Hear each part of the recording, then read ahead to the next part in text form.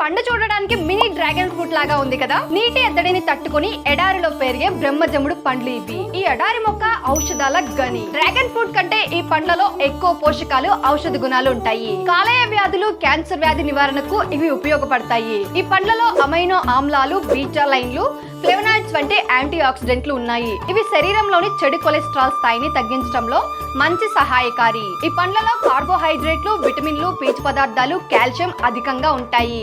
ఇవి మధుమేహం, స్థూలకాయం, గ్యాస్ట్రిక్ వంటి సమస్యలను నివారిస్తాయి. వీటిని అమెరికన్లు అల్పాహారంగా తీసుకుంటారు. అయితే ఈ పండ్లలో సన్నని ముళ్ళు ఉంటాయి కాబట్టి తినే సమయంలో తగిన జాగ్రత్తలు తీసుకోవాలి. వీటిని ఉపయోగించి జామ్లు, ఐస్ క్రీమ్లు, జ్యూస్, జెల్లీలు, టీ, హెర్బల్ ఆల్కహాల్ ను తయారు చేస్తున్నారు.